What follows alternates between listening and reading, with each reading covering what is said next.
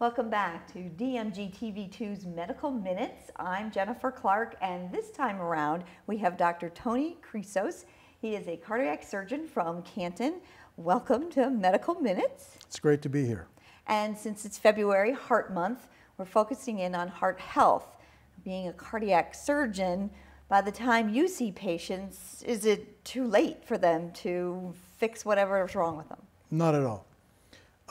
Coronary artery bypass is the most commonly performed operation in the United States today. And for good reason, our outcomes are good, and we give patients a second chance for a normal, healthy lifestyle, provided that they take care of themselves afterwards. And when you see patients, do you always do a bypass? Not always. Sometimes we'll have patients see us because they want a second opinion, or because they just want a surgical standpoint, a surgical view of what's going on with their health. But by and large, most of the patients that we see are patients that are specifically referred to us because they do require heart surgery.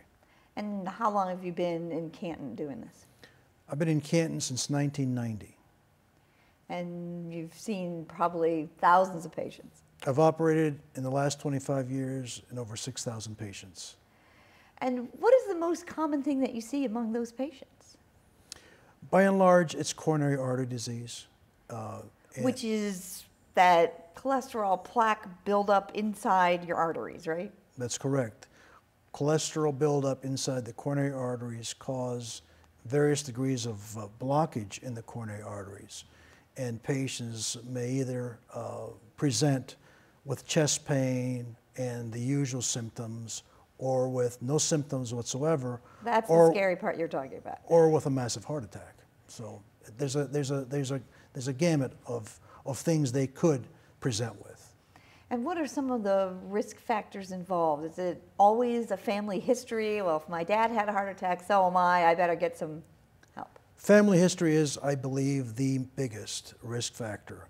In addition, major risk factors include diabetes, smoking, high cholesterol, high blood pressure. Those things off the top of my head are by far the most common causes of coronary artery disease. And then there are other risk factors that are less frequent, less common. And do you have control of that? Can you change your diet, exercise, and change your lifestyle and take control of your blood pressure and all those other factors? Yes, it's actually extremely important that you modify your risk factors, if not eliminate them. There are some publications that now have shown that lowering your cholesterol alone, in addition with smoking cigarette, not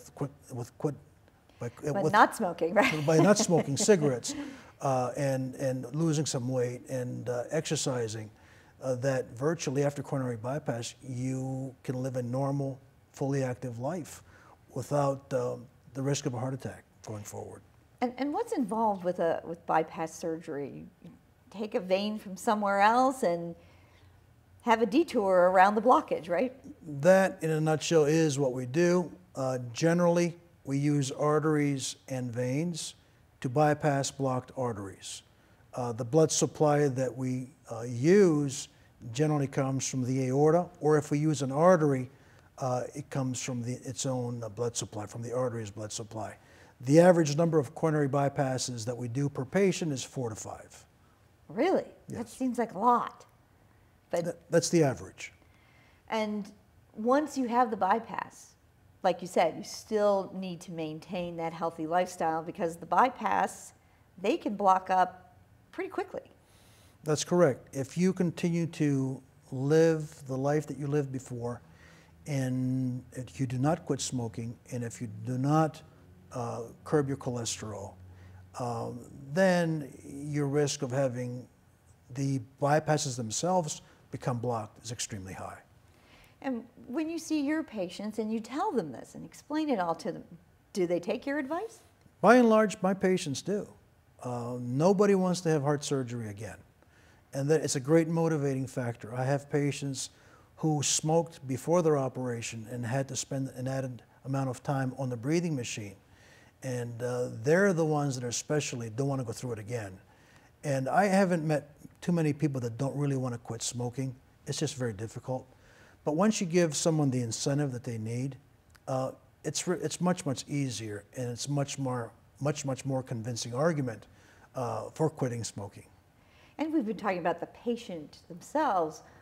What about their family and their coworkers around them? Should they also, obviously they should follow your advice as well, but is it more difficult when, you know, the guy next to you is not quitting?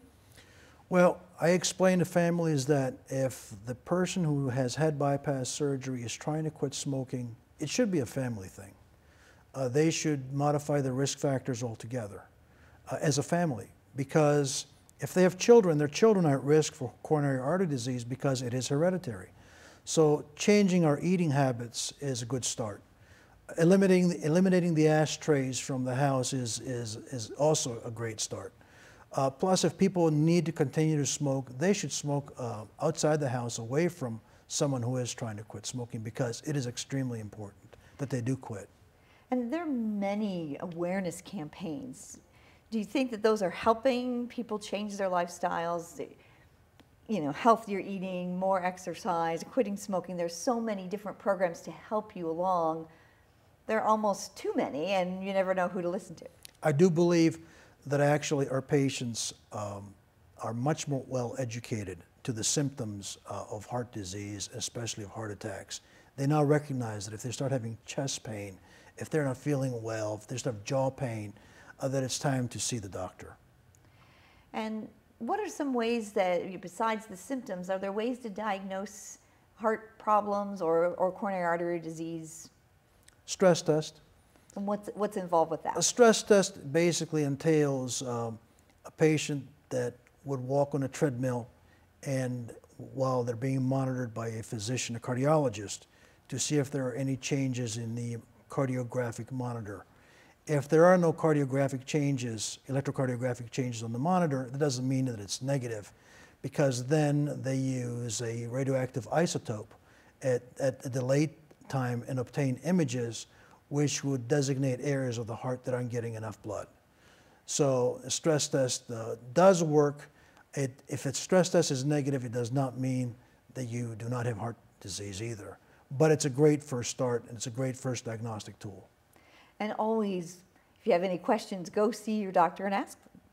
Especially if you have a history of heart disease in your family, and especially if you smoked for many years. All right, very good. February is American Heart Month. Our guest on this segment has been Dr. Tony Chryssos. He's a cardiac surgeon in Canton. Thanks for the advice. It's been my pleasure.